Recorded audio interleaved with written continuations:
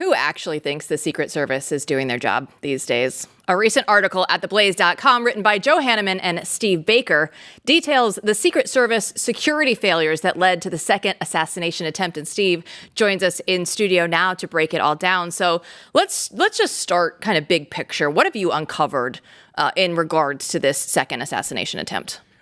What we've uncovered is more questions that are not being answered yet. That's really, once again, that's the biggest problem, is there's nothing classified about how the Secret Service or the FBI discovered that this particular shooter, Ryan Routh or Ruth, or whatever you want to pronounce his name, was on the fence line at 1:59 a.m. That's pretty specific information determined by cell phone, geofencing, location, whatever you want to call it. Again, why don't we know how often he was there? Was this his first time out? Was he there by luck of the draw from 3 different courses that President Trump could have played that morning? They could answer all of these questions right now. They could also answer the question about whether that GoPro that was hanging on the fence, mounted on the fence, was set up to broadcast to someone's cellular device or Wi-Fi device in proximity to where he was. All of this is already known to the investigators. They're just not releasing it to us yet. And that's, in my mind, the biggest problem we have right now. Come, once again, do a press conference, answer the logical questions. You're not giving away classified, secure information. Answer the questions. Yeah, so to recap, I mean, we have the GoPro, was that connected to anything else? And we also had, how did he know, right? How did he know he was there? And we've gone over these options before, but you could just go over those briefly. I mean, could have been chance, right? He could have been staking. He could have known that Trump golfs here a lot of times on Sundays, so he goes every Sunday, week after week, 12 hours and waits.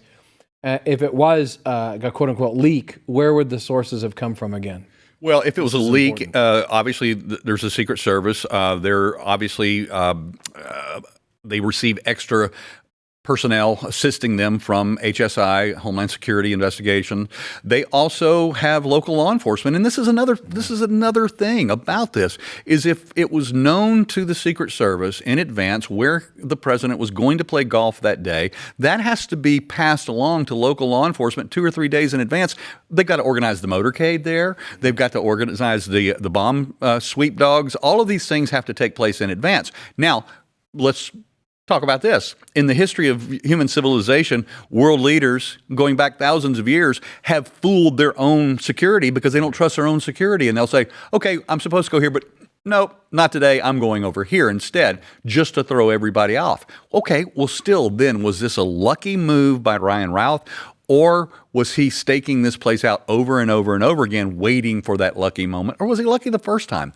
They know already. We just need to know when he got to Florida and why he was in Florida, how long he was in Florida, and how many times he went to that location, and they know the answers to those questions. Yeah, I mean, and to be clear, as Eric Prince said yesterday, I mean, there's a lot of different options. I mean, someone could have leaked it to a staffer, right, who was being paid by someone else to then call up, oh, I think Trump's coming tomorrow. But anyway, we know that we need to stay on that beat. I think the world is asking that question. Anyone with 3 brain cells that aren't fighting each other is asking that question.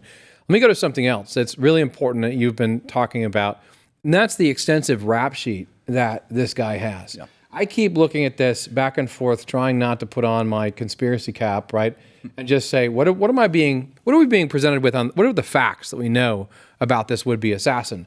And one of the obvious things that jumps out is this guy has an extensive rap sheet, and there's some curious aspects to this.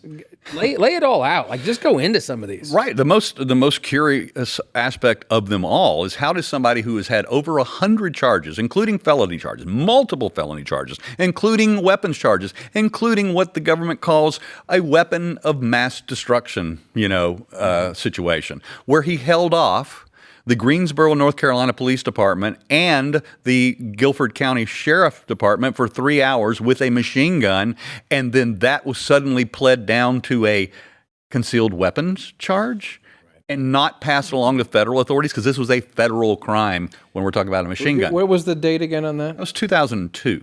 All right. And then I interviewed the sheriff, the conservative sheriff who was elected 24 years, served 24 years in that, or 26 years in that community. And he told me that this particular character was notorious with his own department, the sheriff's department there, and that they had hundreds of interactions with him between the sheriff's department and the local police. And that he actually said these words to me: he's just the kind of guy that would have been easily recruited because of his character. But most curious, with all of these charges, 74 arrests, how much time did he spend incarcerated? None. Probably nothing. None. Zero. That is crazy. Yeah, I want to get your take. So Representative Eli Crane is one of the two congressmen that are leading the parallel investigation for the first Trump assassination attempt. And I saw this week that he said something. So I want to know if you agree or disagree with what he said, because he said, you know, as a former Navy SEAL, one of the things that he noticed about the final firing position was he didn't cut a hole in the chain link fence to make sure that the bullet wasn't deflected by the chain. He said that's a pretty common thing for a trained shooter to do something like that. And the other thing that he noticed that he thought was a little weird were the ceramic plates that everybody's seen in that photo on the chain link fence, those two black plates that are there. He said that's unusual that you would put something that could be seen by a visual observer. And when you're a sniper and you're trying to conduct something like that, Crane says, you don't want anything on your body or anything around you to look outside of the normal habitat. So what's your response to that? Well, my response is to convey what we learn from our sources. We actually have in our quiver of arrows is a collection of guys who actually, for their careers, train Secret Service snipers and SWAT snipers and other types of agencies. This is what they do for a living. And what they have conveyed to us is, first of all, this guy is not trained. This guy was a pure amateur. First of all, the weapon system that he was using, an SKS, it's a $300 version of an AK-47.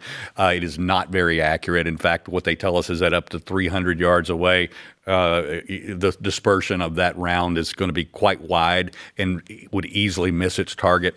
And so this guy was not a pro.